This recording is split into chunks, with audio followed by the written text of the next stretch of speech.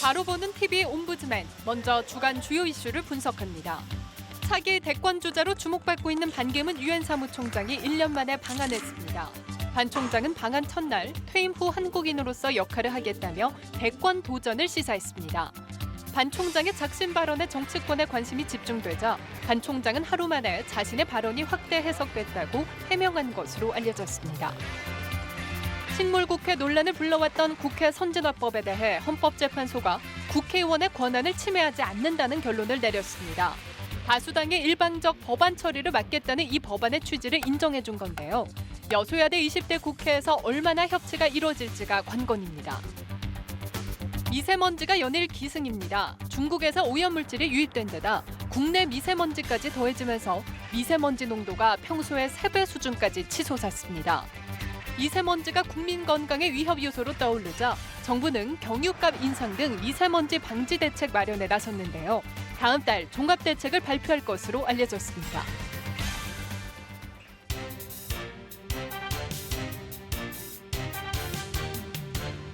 안녕하십니까. 바로 보는 TV 옴부즈맨 조미령입니다. 지난주에도 연합뉴스TV에서는 다양한 뉴스를 신속하게 전했는데요. 시청자 평가원은 방송 내용을 어떻게 평가했는지 알아보겠습니다. 오늘은 뉴스 1번지와 라이브 투데이를 살펴본 김민기 시청자 평가원의 의견을 함께하겠습니다. 먼저 뉴스 1번지에 대한 모니터 내용부터 만나보시죠.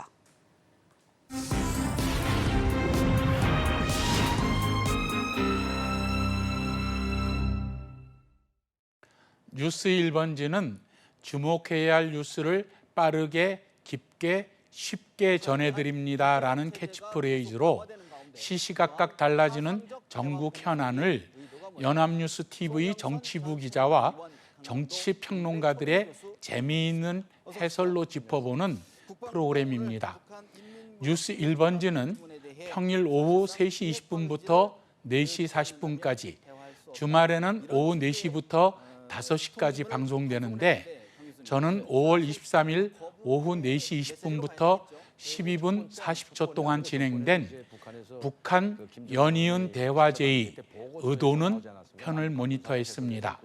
이날은 윤석희 기자의 진행으로 송영선 전 새누리당 의원과 강명도 경기대 초빙 교수가 출연해서 북한이 대화 공세에 나선 뜻은 무엇이고 어떻게 대응해야 하는가, 그리고 북한의 강석주 사망 관련 소식을 정리해 주었습니다.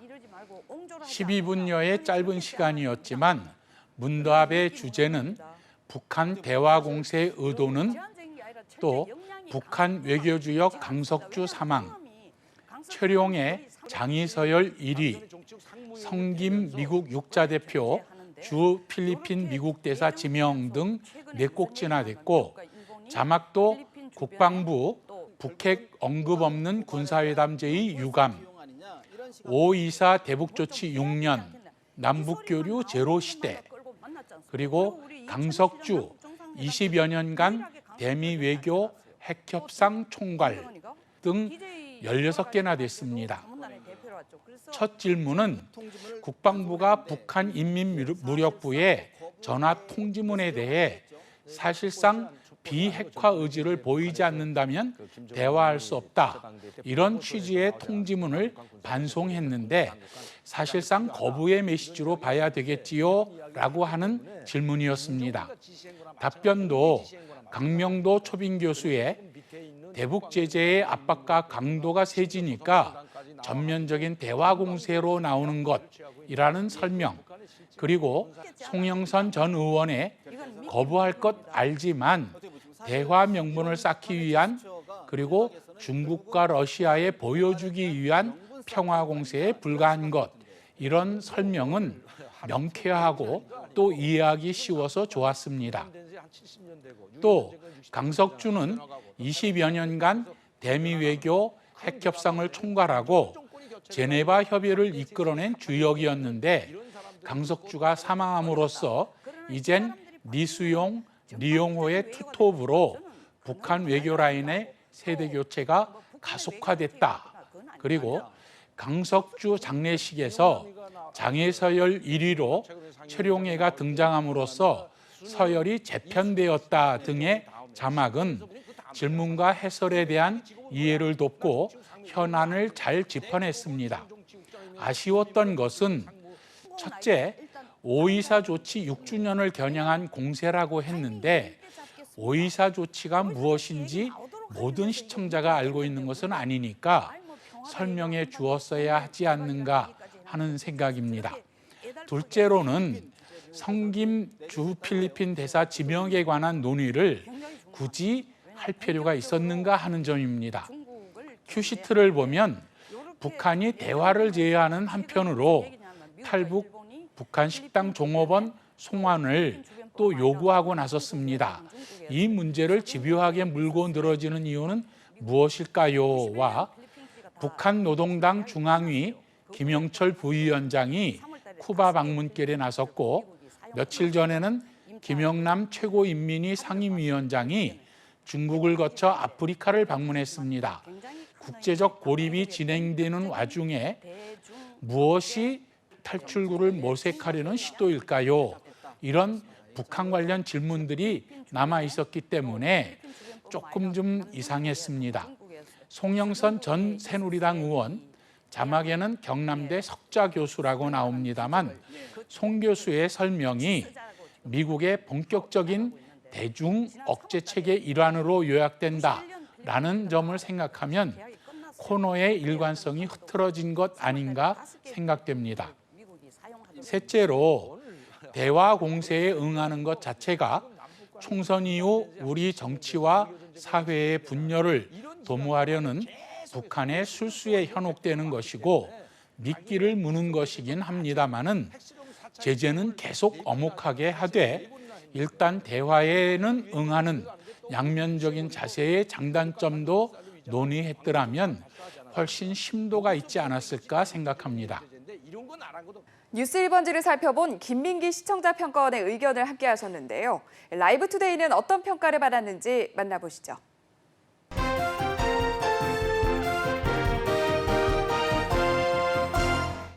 라이브 투데이는 시청자에 의한 시청자를 위한 뉴스를 표방하면서 평일 아침 8시부터 9시 25분까지 방송되는 버라이어티 뉴스 프로그램입니다. 저는 5월 24일 아침 8시 59분부터 9시 20분까지 방송된 라이브 이슈 강남 묻지마 살인 현장 검증편을 모니터했습니다. 연합뉴스 TV 사회부 황정연 기자가 출연해서 설명을 해주었는데요. 현장 검증 진행 화면과 함께 자막이 92회나 노출되었습니다.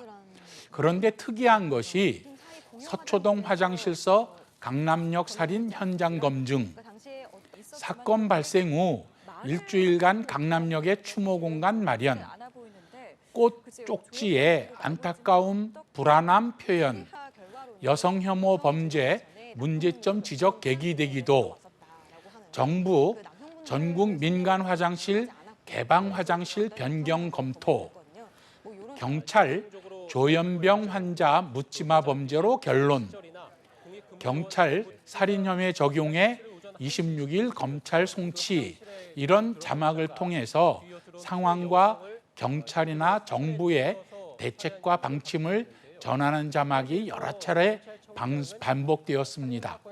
그렇지만 유가족에게는 죄송하다는 말씀, 담담하고 차분하다, 개인적인 원한, 감정은 없어, 희생자에게 개인적으로 미안한 마음, 살인 동기는 경찰에 이야기했다, 이런 피의자 김 씨의 말을 지나칠 정도로 많이 되풀이해서 노출했습니다. 김동혁, 성유미 두 진행자와 황정연 기자가 살인사건의 개요, 현장 검증의 의미도 설명해 주었고, 성유미 진행자가 조금 전 현장에 도착했을 때 유가족에게는 죄송하다, 그리고 본인의 심경은 담담하고 차분하다고 했는데요. 그동안 많은 흉악범들이 현장 검증을 했지만 이렇게 말을 하고 들어가는 경우는 흔치 않아 보이는데 라고 피의자의 육성을 그대로 전달하는 이상한 현상을 지적했습니다. 그리고 경찰이 조현병 환자의 묻지마 범죄로 결론을 지었는데요.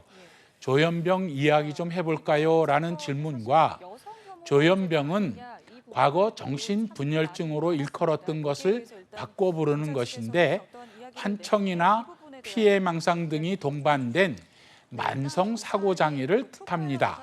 김 씨가 실제로 구체적으로 여성으로부터 피해를 당한 사례는 없었지만 여성으로부터 피해를 당한 것 같다는 피해망상증이 있었다고 설명해 주는 것은 참 좋았습니다. 또 강신명 경찰청장이 여성 혐오가 아니라 묻지마 범죄로 다시 한번 규정한 데 대해 경찰 조현병 환자 묻지마 범죄로 결론이라는 자막도 내보냈지만 여성 혐오 범죄 문제점 지적 계기되기도라는 자막도 내보내서 시청자의 정서를 대변하기도 했습니다. 그러나 피의자의 육성과 자막이 반복해서 노출되는데도 피의자 김 씨 취재진 질문에 묵묵부답 이런 자막이 나온 것은 좀 이상했습니다. 또 황정연 기자가 경찰이 묻지마 범죄에 대한 대책으로 앞으로 3개월 동안 여성 범죄에 대한 특별 치환 활동을 벌일 예정이라고 밝혔고 또 정부가 전국 민간 화장실을 개방 화장실로 변경하는 것을 검토한다고 하는데 이것이 과연 실효성이 있을 것인지 짚어보았으면 좋았을 것 같습니다. 그리고 이처럼 사회에 큰 파문을 던진 흉악범에 당당한 육성을 그대로 내보내는 것이 타당한 것인가 하는 의문도 갖게 됐습니다.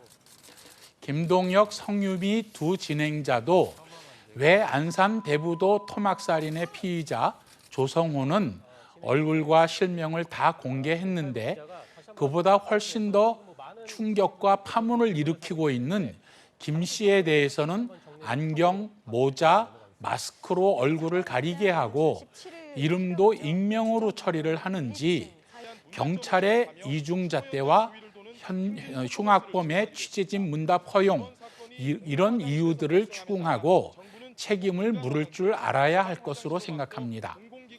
이상으로 뉴스 1번지의 북한 연이은 대화제의 의도는 편과 라이브 투데이의 강남 묻지마 살인 현장 검증 편을 모니터한 결과를 말씀드렸습니다.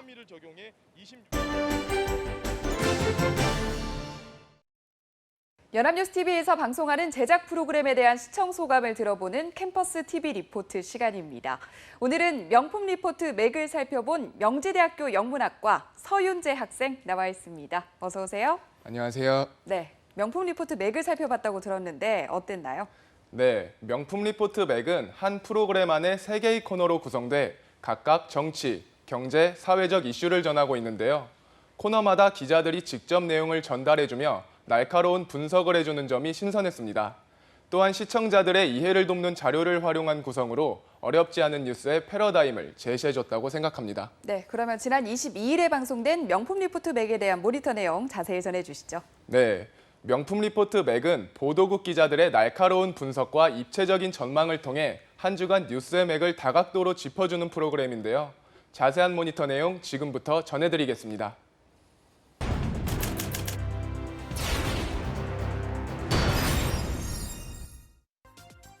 지난 5월 22일에 방영된 명품 리포트 맥은 최근 정치 이슈를 전하는 여의도 쪽 집계로 시작했습니다. 이번 주에는 여권발 정계 개편 가능성이 급부상하는 상황 속에 대권 잠룡들의 움직임을 전했는데요. 요동치는 내년 대선 구도를 주요 인물별로 짚어줬습니다. 이경희 기자의 멘트와 함께 각 인물들의 대권 주요 행보를 정리해 주었는데요.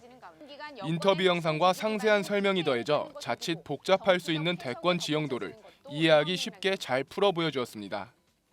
모든 국민들이 강력하게 요구합니다. 이제 이 모든 것을 녹여낸 새 판을 시작해라. 외곽에서 정치를 바로잡게 여러 가지 이제 조언도 하고 좀 자극도 하고 이제 그러한 정치 조직 또는 정당일 수도 있다. 정계 개편 필요성에 대해서는 좀 어떻게 보십니까? 잘 모르겠습니다. 바쁜 움직임을 보이고 있는 잠룡들과 관망세를 유지하는 주자들로 나누어 소개한 점도 대권 판세의 맥을 짚는 데 도움이 됐는데요. 자칫 단순 인물 나열이 될 수 있었지만 객관적인 판세 구도를 제시해 주어 지루하지 않았습니다. 다만 국민의당 안철수 대표의 인터뷰가 나오는 장면에서 이경희 기자의 멘트가 겹쳐 정확한 내용 전달에 방해가 된 점은 아쉬웠습니다. 다음은 기업 기상도입니다. 기업 기상도는 한 주간 기업계에서 두드러진 소식을 모아 호재는 맑은 날씨로, 악재는 흐린 날씨로 표현해주는 코너인데요. 날씨 그래픽을 이용해 기업별 소식을 직관적으로 알 수 있어 매우 신선했습니다. 이번 주 맑은 기업 소식으로는 상장 신고서를 제출한 롯데호텔과 합병을 통해 거대 투자은행으로의 도약을 노리는 미래에셋을 소개했습니다. 반대로 선주들과의 용선료 협상에 실패한 현대상선과 대형 갑질을 저지른 홈플러스, 한국닛산의 배출가스량 불법 조작 의혹과 동부건설의 김준기 회장 차명 주식 사전 처분 등 흐림 기업 소식도 전했는데요. 각 소식 말미에 나오는 김종수 기자의 코멘트는 통쾌하기도 하고 절로 고개를 끄덕거리게도 하며 기업 기상도만의 색다른 매력으로 다가왔습니다. 그런데 주가 떨어지기 전 팔아 그 돈 회사에 넣었으면 이런 일 없지 않았을까요? 마지막은 최근 사회적 이슈를 다루는 현장인 코너입니다. 이번 주 현장인에서는 가습기 살균제 사망 사건 이후 화학제품 사용을 거부하는 일명 노케미족에 대해서 다뤘는데요. 노케미족이 왜 생겼고 우리에게 어떤 의미를 주는지 생각해 볼 수 있었습니다.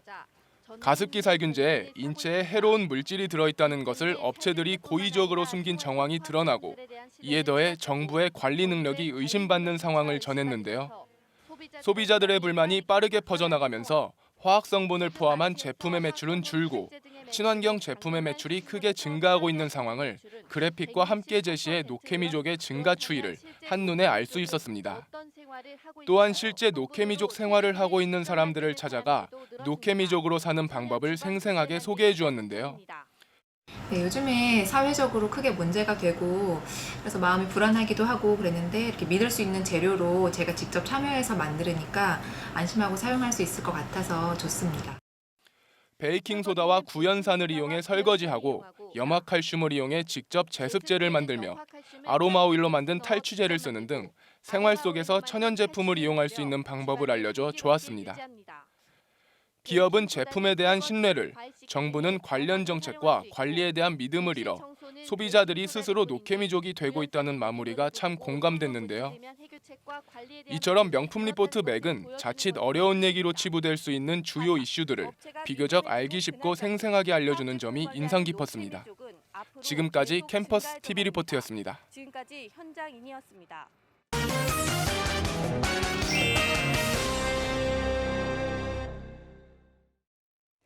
여성 혐오 범죄 논란을 불러온 강남역 살인 사건 등 묻지마 범죄가 최근 늘어나고 있습니다. 이 묻지마 범죄는 누구나 범죄의 대상이 될 수 있다는 점 때문에 시민들의 불안감이 클 수밖에 없는데요. 그런 만큼 언론의 신중한 보도 태도가 중요하다는 지적이 나옵니다. 오늘 TV와 비평 시간에는 잇따르는 묻지마 범죄 사건을 언론에서는 어떻게 보도하고 있는지 자세히 짚어보겠습니다.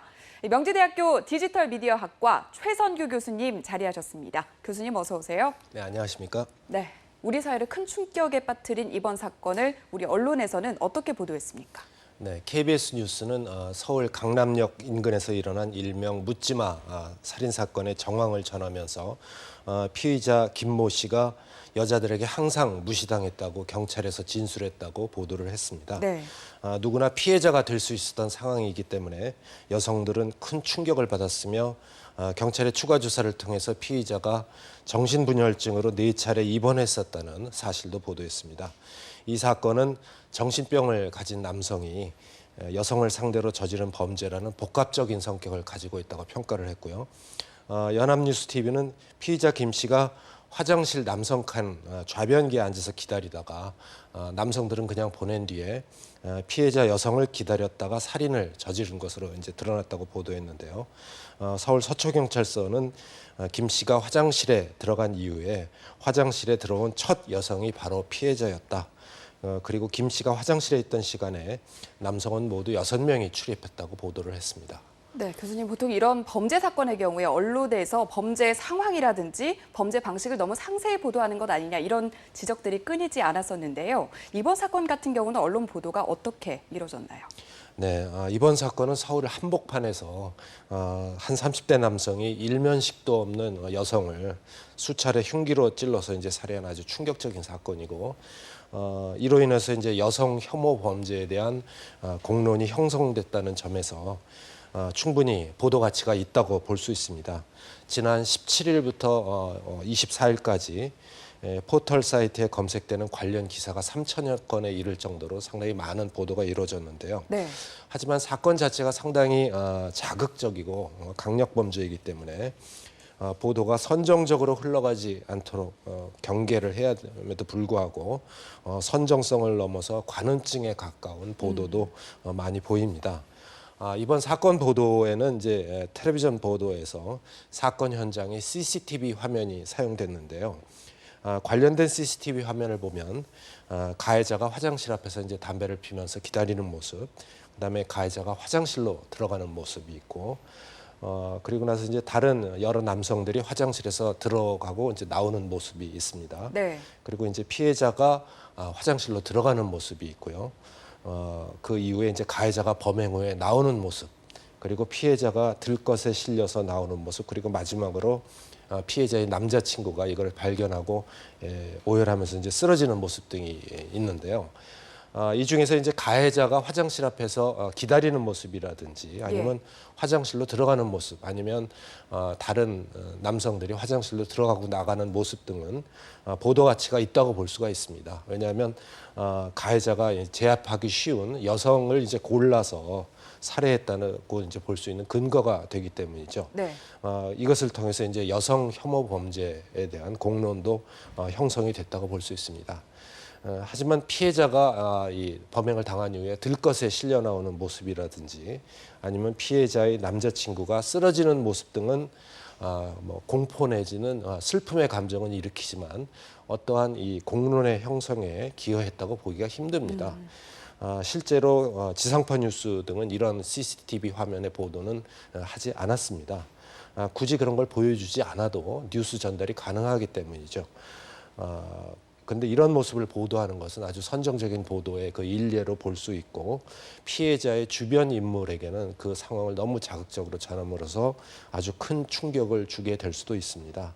논란이 뜨거운 부분이어서 이 부분도 좀 짚어보고 싶은데요. 범죄자의 얼굴을 공개해야 한다, 말아야 한다. 찬반 양론이 뜨겁습니다. 교수님께서는 어떤 생각이시고 앞으로 언론은 어떤 원칙에 따라서 보도를 해야 된다고 보시나요? 네. 흉악범의 이름과 신상을 공개하는 이제 법적 근거는 특정 강력 범죄의 처벌에 관한 특례법 8조의 2, 그래서 피의자의 얼굴 등 공개에 대한 이제 규정 때문에 이것이 이제 나왔고, 이 규정은 이제 2009년도 강호순의 그 연쇄 살인 사건 이후에 그 이듬해인 4월에 이제 신설이 됐습니다. 그래서 이 법적 근거에 의해서 이제 범인의 얼굴과 신상이 공개된 사건이 이제 2014년 12월에 수원의 살인 사건, 그다음에 2015년 1월에 안산에서의 인질 살해 사건, 그리고 2015년 4월에 시화호의 살인 사건, 그리고 올해 5월에 일어났던 안산의 이제 토막 살인 사건 등이고요. 반면에 2015년 1월에 일어났던 서초동 세모녀 살해 사건이라든지 아니면 2015년 3월에 두 남편과 시어머니를 이 농약으로 살해한 사건에서는 이제 피의자의 이름이라든지 얼굴이 공개되지 않았습니다. 네. 이렇게 사건마다 공개가 들쑥날쑥하는 것은 공개 여부가 이제 제각각이었는데요. 이것을 이제 공개하는 그 판단을 하는 곳이 바로 경찰서이고, 경찰서가 공개 여부를 이제 자의적으로 판단을 합니다. 그리고 언론은 그 경찰이 공개한 자료를 그냥 받아쓰기 때문에 공개 여부가 이제 일정하게 나타나지 않는 것인데요. 이 조선일보는 이 안산 사건의 피의자인 조 씨의 얼굴이 공개되던 날에 페이스북 페이지에 30살 조성호 이렇게 생겼습니다 라면서 이제 관련 기사를 소개했고, TV조선은 조 씨의 사진과 함께 이 조 씨가 SNS에 올린 사진을 보면 활짝 웃고 있는 모습이 있는데 그 안에 잔혹한 마음이 숨어 있을 거라고 상상하기 어렵다 이렇게 이제 보도하기도 했는데요. 인터넷 언론들은 이제 한술 더 떠서 한국 정경신문 같은 데서는 신창원, 강호순, 박에 이어서 조성호도 팬클럽이라는 이제 제목의 기사를 내고 조성호의 얼굴은 이 흉악범이라기보다는 연예인에 가까운 모습이라면서 조성호에 대한 동정 여론이 일고 있는 분위기라고 이제 보도하기도 했는데요. 네. 또 다른 언론이 이제 코리아 프레스는 이 대부도의 토막살인 사건 범인이 얼굴이 공개됐는데 잘생겼는데 왜 그런 범죄를 뭐 이런 그 어이없는 기사 제목을 달기도 했습니다. 이런 식의 이 보도는 국민의 알 권리의 진정한 대상이 되어야 될 범죄의 내용보다는 범인의 용모에 관심을 이제 집중하게 하고 또 이런 범인의 얼굴과 신상이 공개되면서 범인의 가족에 대한 명예훼손이 발생하는 등 2차 피해가 발생할 수 있다는 점에서 바람직하지 못한 보도라고 볼 수가 있겠습니다. 네, 언론 보도가 좀 잘못된 방향으로 흐르는 부분까지 짚어주셨는데요. 그렇다면 앞으로 범죄 관련 보도를 할 때 언론이 어떤 점을 기억해야 되는지 끝으로 정리를 해주시죠. 네, 범죄 보도에 있어서는 순기능과 역기능이 같이 존재합니다. 언론이 이제 범죄를 보도하면 일반의 범죄에 대한 경각심을 불러일으키고 또 동일 범죄를 예방하는 순기능이 있습니다. 그렇지만 범죄 보도를 너무 많이 하게 되면 공중들이 범죄 이슈에 이제 너무 과몰입을 할 수도 있고 또 범죄 혐의자를 범죄 확정자로 이제 낙인 찍는 결과를 만들 수도 있습니다. 또한 범죄 보도를 하다 보면 법적으로 명예훼손이라든지 초상권 침해, 그다음에 성명권 침해, 사생활 침해, 뭐 형사 절차의 공정성을 침해하는 등의 여러 가지 그 가능성이 높습니다. 또한 범죄 보도가 선정적이고 자극적으로 흐를수록 피해자의 2차 피해를 유발시킬 수도 있고 유사 범죄를 또 유발할 수도 있습니다. 네.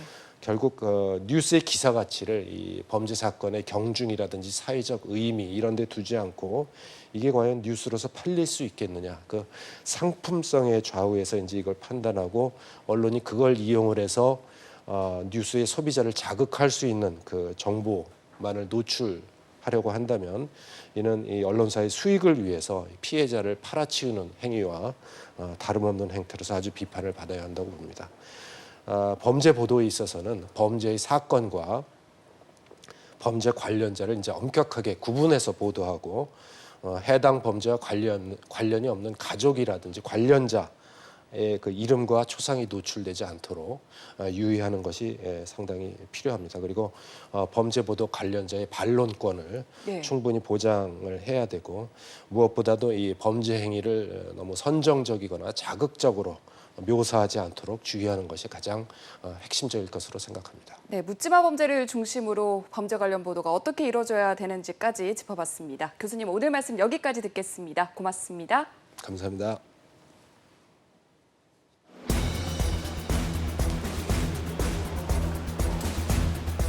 피해자 이제 그분에게는 이제 뭐 개인적인 원한이나 감정은 이제 없기 때문에 나이가 어린데 피해자에 대해서 이제 개인적으로 미안하고 좀 송구스러운 마음을 가지고 있습니다.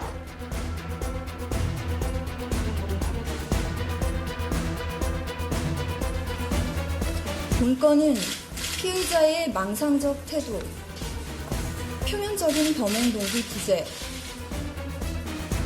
피해자와의 관계에서 직접적인 촉발 요인이 없는 전형적인 묻지마 범죄 중 정신질환, 조현병 유형에 해당하는 것으로 분석되었습니다.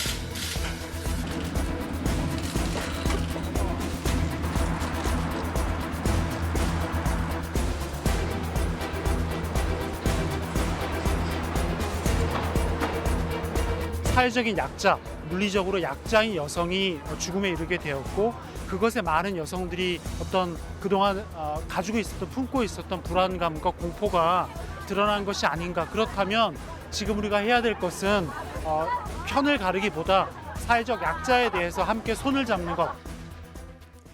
저희 제작진은 언제나 시청자 여러분의 다양하고 소중한 의견을 기다리고 있습니다. 방송을 보고 느낀 소감을 전화나 시청자 게시판 그리고 SNS로 보내주시기 바랍니다. 바로 보는 TV 옴부즈맨 오늘 방송은 여기까지입니다. 시청해주신 여러분 고맙습니다.